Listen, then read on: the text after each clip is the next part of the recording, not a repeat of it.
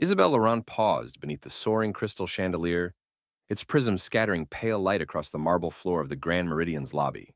She inhaled the soft hush of early morning, no horns outside, only the distant murmur of city awakening, and adjusted the strap of her leather tote. Her tailored trench coat fell to mid-calf, cinched at the waist, and her cashmere scarf was wound precisely once around her throat. Despite her quiet confidence, a quick flicker of nerves passed through her. She was here to check into the Laurent family's own hotel, yet she knew better than to expect special treatment. She approached the concierge desk, a sweeping expanse of polished walnut topped with gleaming brass trim, where James Carter stood at attention. His jacket was impeccable, his badge shining, and he greeted every arriving guest with a practiced warmth.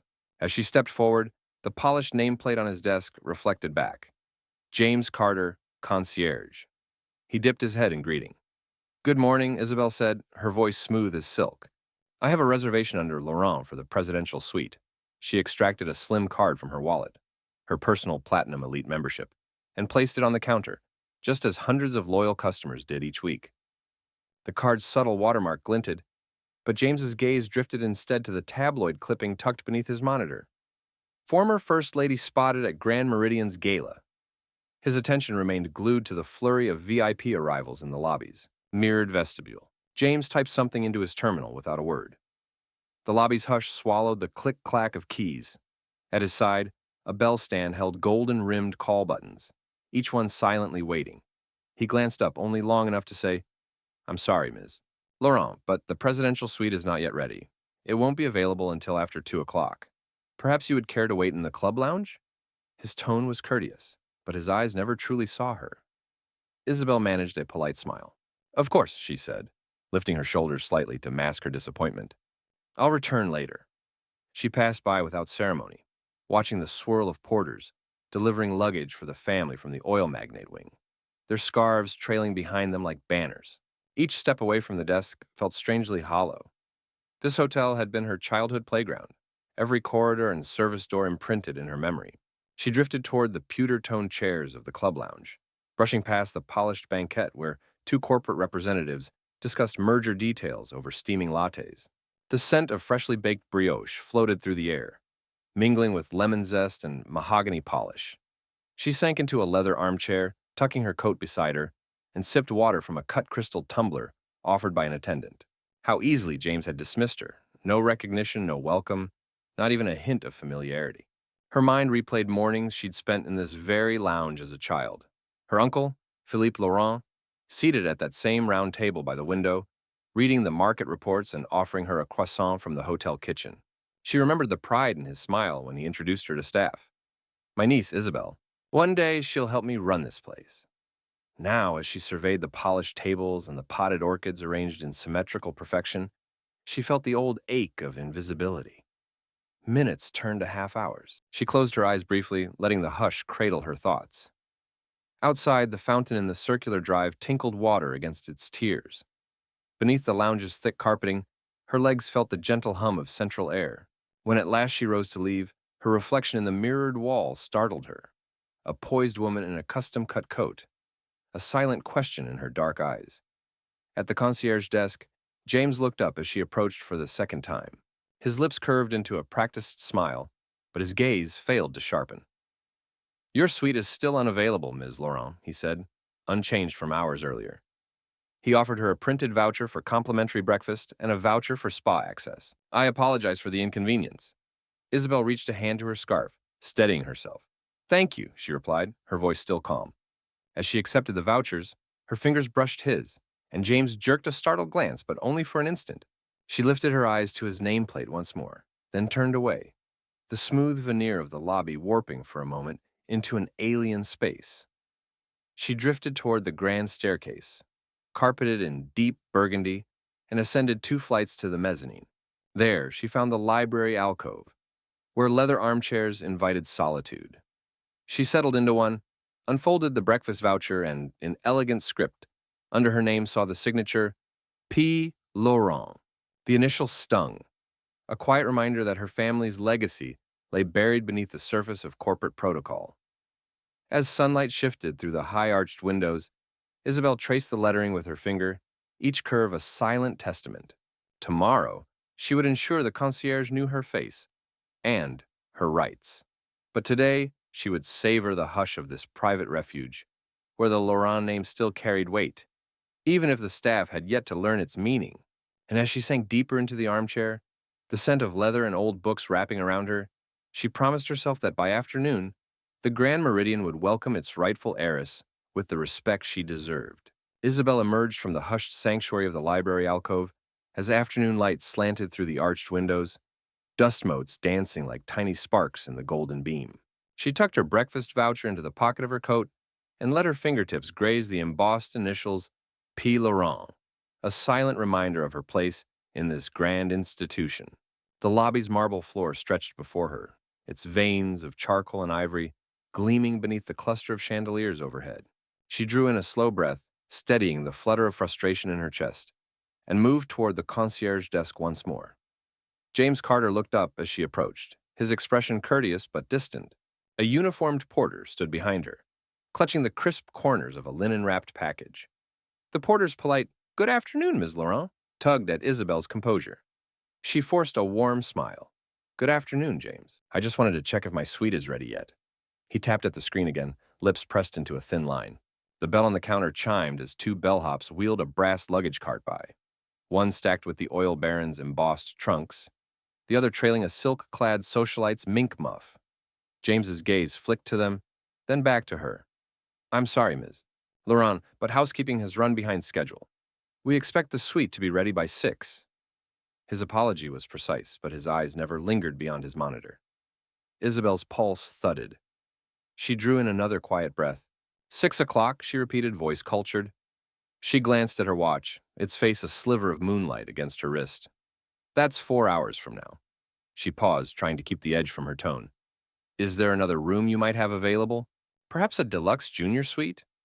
James frowned as though confronted by an unfamiliar name. I'm afraid all upgraded rooms are currently occupied, he said. He slid a silver keycard across the counter.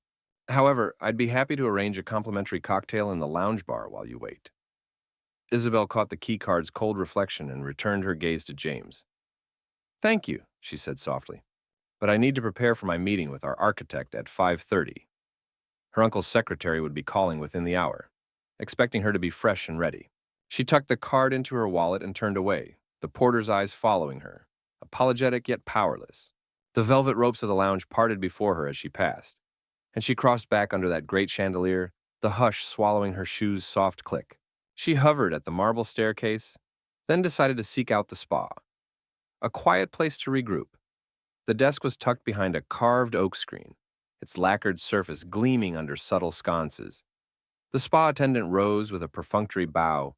Isabel unfastened the buckle of her tote and retrieved the spa voucher James had handed her earlier. Good afternoon, she said.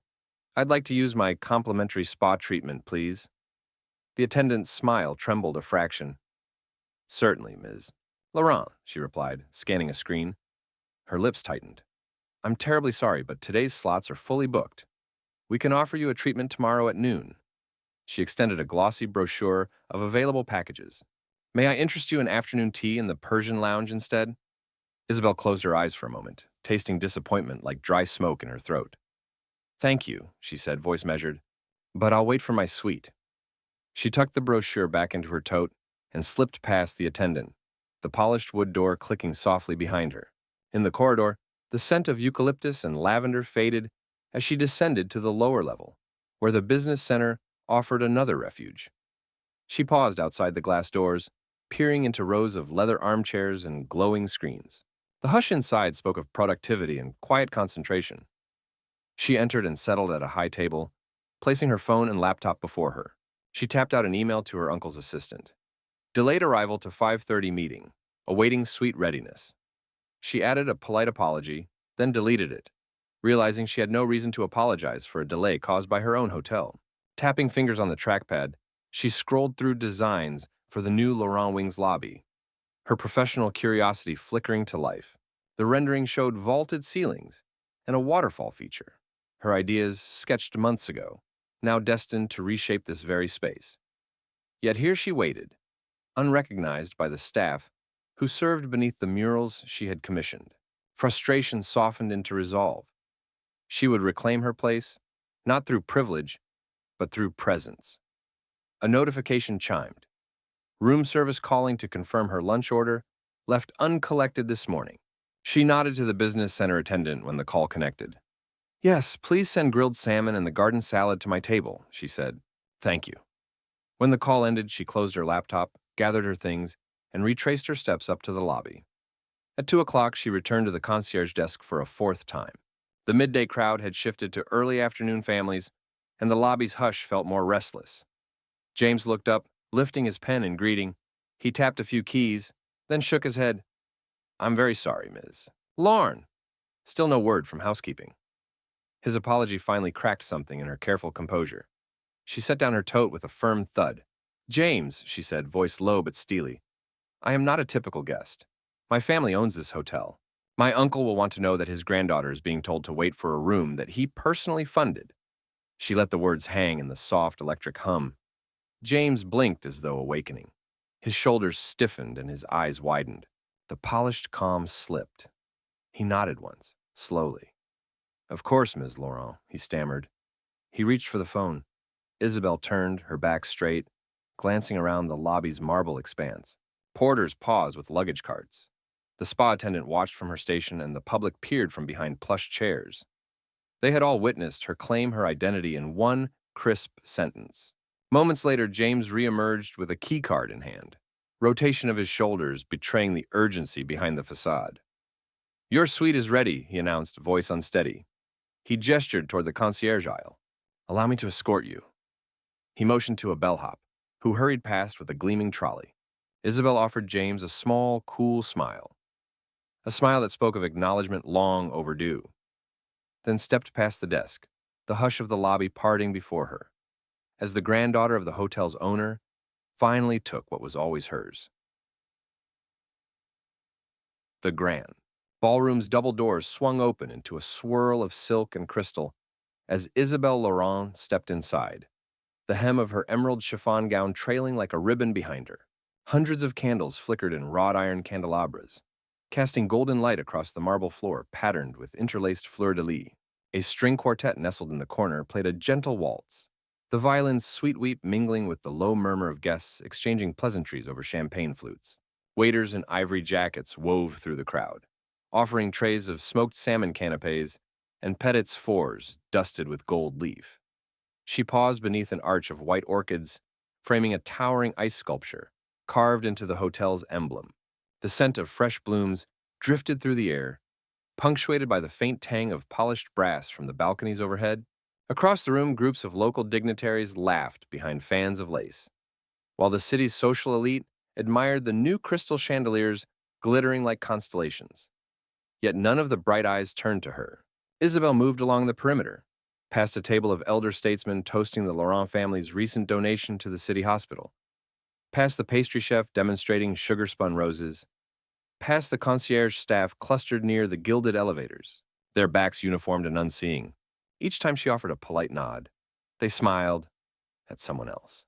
She raised her chin, reminding herself that recognition was a luxury she needn't demand. A waiter approached, bowing slightly. Madame, may I offer you a flute of our Grand Meridian vintage? He asked, voice smooth as satin. Isabel took the glass, admiring the pale golden bubbles catching the candlelight. She inhaled the crisp aroma of green apple and honey, then sipped, cool and refined. The orchestra shifted into a playful minuet, and a swirl of guests moved onto the dance floor. Isabel watched couples twirl, the skirts of their gowns blossoming like flowers in midair. She felt the distance between her and the festivity as keenly as the polished marble beneath her heels. Seeking a pocket of quiet, she slipped through a pair of carved oak doors onto the mezzanine terrace. Here, the hush was broken only by the distant strains of music and the gentle gurgle of the hotel's marble-clad fountain. A breeze off the River Seine cooled her flushed cheeks. She leaned against the wrought iron railing, watching the late afternoon sky silver over the water. In the reflective glass of the lobby below, she recognized James's unknowing figure at the concierge desk. His head bowed to his monitor, absorbed in arrivals for tomorrow's gala. Footsteps approached softly behind her. She turned, hands pressed to the railing, and found herself looking into the sympathetic eyes of a man in a charcoal overcoat and brimmed fedora. His sharp features were half-shadowed, but his posture carried the easy confidence of someone accustomed to command. "My dear niece," he said, voice low and amused, "you look out of place." Isabel blinked, heart leaping. "Uncle Philippe?" she whispered, incredulous. Despite the hat and spectacles, the familiar cadence of his voice dispelled the disguise. He tipped the fedora with a small bow. "Incognito performance review," he replied, removing the hat to reveal silver-streaked hair and a warm, crooked smile. "I wanted to see for myself how my own hotel treated its guests." She touched his arm, eyes glistening. "I came here as any paying guest," she said, voice thick, "and they treated me like a stranger." He nodded, his gaze sweeping the ballroom below. "Then allow me to introduce you properly." He offered his arm, and together they descended the marble steps back into the glittering throng. As they entered the ballroom, Philippe raised a hand. Instantly, the orchestra paused and heads turned. "Ladies and gentlemen," he called, voice carrying across the hush, "allow me to reintroduce Ms. Isabelle Laurent, my niece and future heiress to the Grand Meridian." A ripple of startled gasps ran through the crowd. Isabel felt a tide of surprise and respect wash over the assembled guests. Even James Carter looked up from his desk, eyes widening as their gazes met. Philippe guided her to a place of honor at the head table, draping a protective arm around her shoulders. A waiter hastily cleared an empty seat beside the hotel manager, and the buzz of conversation resumed, this time directed at her. As she accepted champagne flutes and congratulatory nods, Isabel realized that recognition was not a gift to be taken lightly, but a truth to be asserted.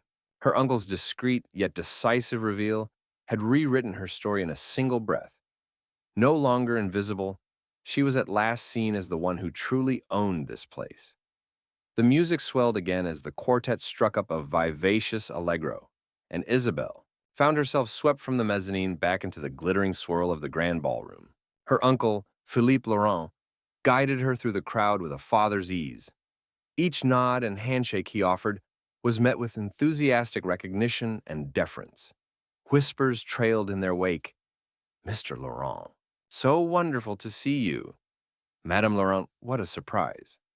Isabel smiled and lifted her chin, letting the warmth of sudden acknowledgement wash over her. But Philippe had eyes only for one point, the concierge desk at the far end of the lobby. Its polished onyx surface gleamed beneath the sconces, and there stood James Carter, clipboard in hand, coordinating the evening's departures with the same unseeing courtesy he'd shown Isabel that morning. Philippe released her arm and moved forward with regal purpose, Isabel at his side. The crowd parted politely as they approached, guests offering business cards and compliments as if drawn to the magnetic pull of royalty. James glanced up and froze, eyes widening when he saw Philippe's authoritative stride. He opened his mouth to speak, perhaps to greet this pillar of the Laurent legacy, but no words emerged. Philippe laid a gloved hand on the edge of the desk, silver cufflinks catching the light. "James Carter," he said, voice carrying across the hush that fell over the lobby. "Allow me to introduce you to my niece, Ms. Isabelle Laurent."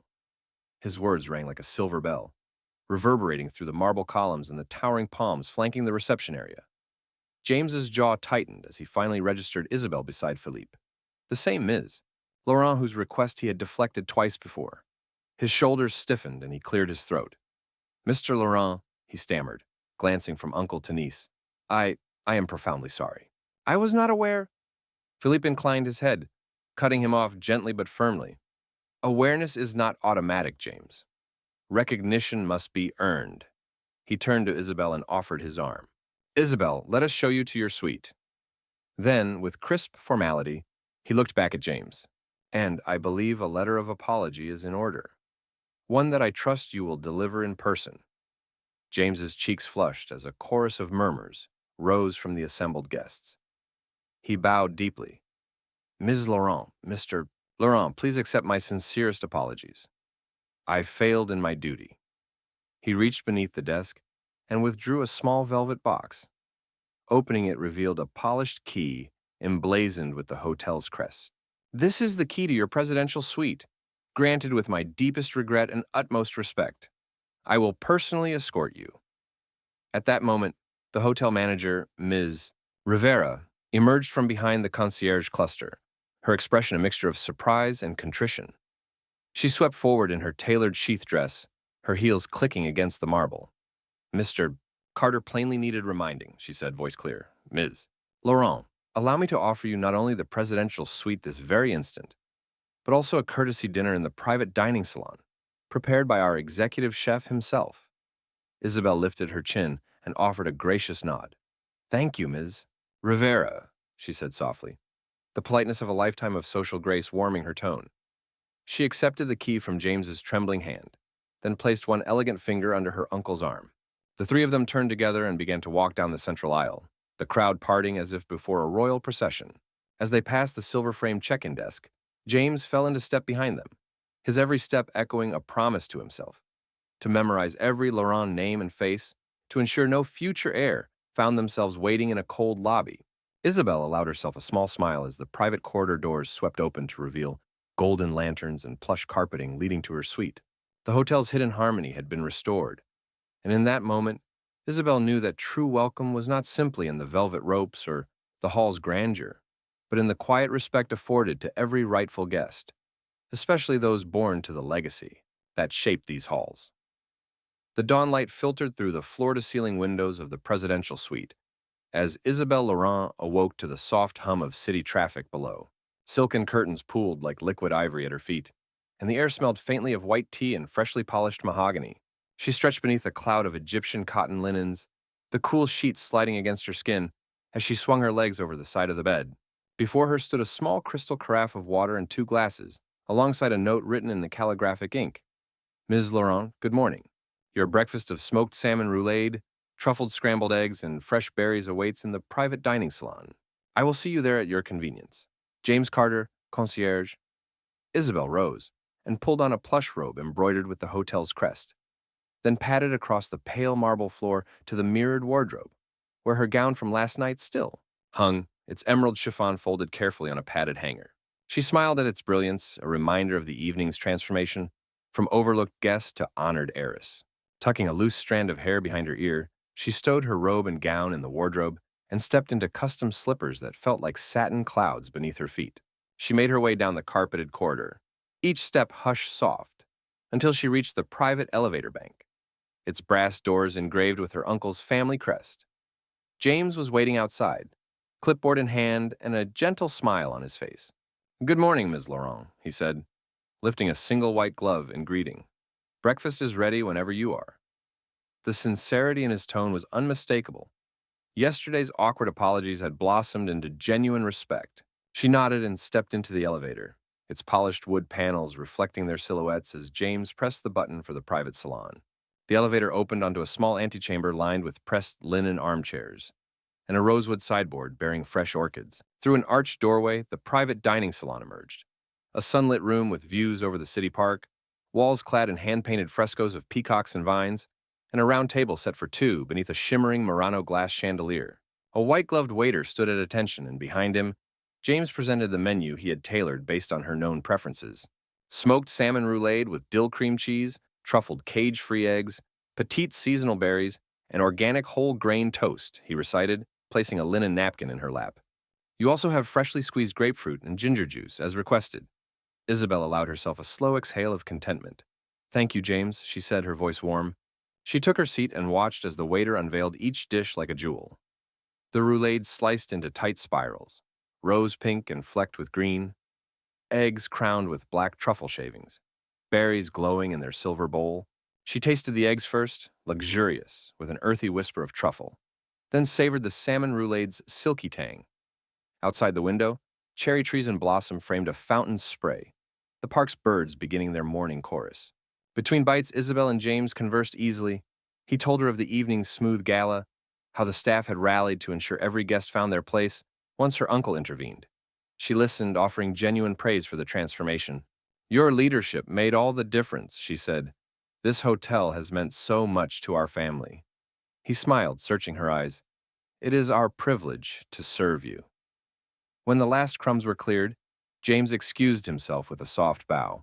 Isabel lingered, letting the final notes of the waltz drift through her memory. She rose and strolled to the window, fingertips tracing the sill. Across the courtyard, the fountain's tiers glistened with morning dew, and the city stretched beyond an endless possibility. In that moment, the Grand Meridian felt not only like a family heirloom, but a living testament to service rooted in genuine care. Later that day, as she prepared for her meeting with the architect, an afternoon spent reviewing plans for the new Laurent wing, she passed through the lobby and found the concierge desk uncluttered and calm. James waited with a fresh bouquet of lilies, her favorite, and a single white envelope. Your suite keys and a personal letter from Mr. Laurent, he explained, handing her the envelope tied with a silken ribbon. She thanked him and retreated to a quiet corner, gently untied the ribbon, and opened the note. My dearest Isabel, seeing you embraced by our hotel fills me with more pride than any gilded plaque. The plans we discussed today will shape the future of our family's legacy. I trust your vision as much as your grace. Always, Uncle Philippe. Her eyes shone as she refolded the letter, tucking it safely into her purse. She found James watching her, empathy in his gaze. If there's anything you need, Ms. Laurent, he said, please do not hesitate. She reached out, touching his forearm in gratitude. Thank you, James. I won't. That evening, she returned to the ballroom, this time as the honored guest. Philippe guided her to the head table, where she took her place beside the hotel's board of directors, staff lining the perimeter in respectful acknowledgement. As the guests raised their glasses in a toast to the new Laurent wing, Isabel raised hers with a steady hand, her gaze sweeping across the familiar faces of the family she now led. In James's eyes, she saw the promise of many dawns yet to come, mornings where every corner of the Grand Meridian would glow with the welcome she had long sought, and where no Laurent would ever again be unseen.